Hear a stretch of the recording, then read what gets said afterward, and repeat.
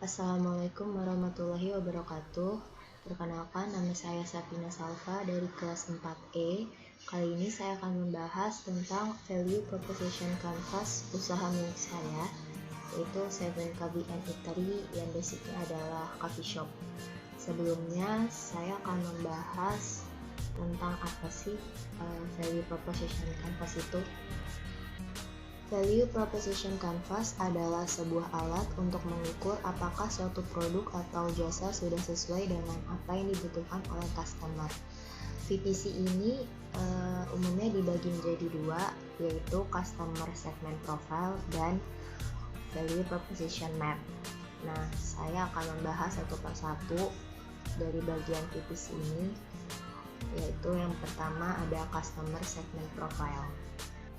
Customer Segment Profile menjelaskan karakteristik customer secara lebih rinci. Profile ini terdiri dari jobs yang customer coba selesaikan dalam pekerjaan mereka dan dalam kehidupan mereka, pains yang terkait aspek negatif yang mereka benci atau ingin hindari, dan ketiga, gains yang menggambarkan hasil dan manfaat positif yang customer akan senang memilikinya. Sekarang mari kita lihat profil secara lebih rinci. Jobs menggambarkan masalah penting yang customer coba selesaikan dalam pekerjaan mereka atau dalam hidup. Bisa jadi tugas yang mereka coba lakukan dan menyelesaikan masalah yang mereka coba selesaikan atau kebutuhan yang mereka coba puaskan. Maka jobs dapat memiliki maksud, sosial, atau emosional yang fungsional. Beberapa jobs akan sangat penting bagi customer. Lalu yang kedua adalah pains yang menggambarkan apapun yang mengganggu customer sebelum dan setelah menyelesaikan pekerjaan. Ini bisa menjadi biaya yang tidak diinginkan dan situasi emosi atau resiko negatif. Lalu aspek yang ketiga adalah gains yang menggambarkan hasil dan manfaat yang dibutuhkan customer atau diharapkan akan dikejutkan. Ini termasuk hal-hal seperti utilitas fungsional, keuntungan sosial, emosi positif, dan penghematan biaya. Beberapa hasil dan manfaat akan lebih relevan bagi customer daripada yang lain. Tiga elemen profil ini menggambarkan karakteristik customer yang dapat diamati di pasaran. Sekarang mari kita lihat Value Proposition Map yang menggambarkan fitur-fitur Value Proposition yang dirancang untuk mengatasi jobs, pains, dan gains terpenting customer. Map ini terdiri dari products and services yang dikembangkan oleh Value Proposition, pain reliever yang menguraikan bagaimana products and services dapat meringankan pains customer, dan ketiga, gain creator yang menggambarkan hasil positif dan manfaat products and services untuk customer. Sekarang mari kita lihat map lebih rinci.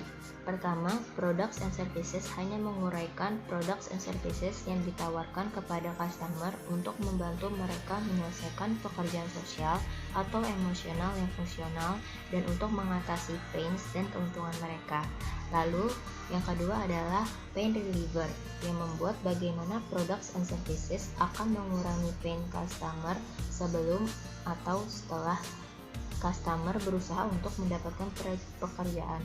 Mereka menunjukkan dari semua customer yang ditangani oleh value proposition dengan menghilangkan atau menguranginya. Lalu yang ketiga adalah gain creator. Mereka membuat bagaimana produk dan layanan menciptakan keuntungan customer. Mereka menunjukkan dari semua keuntungan customer yang ditangani oleh value proposition dengan menciptakan manfaat dan hasil.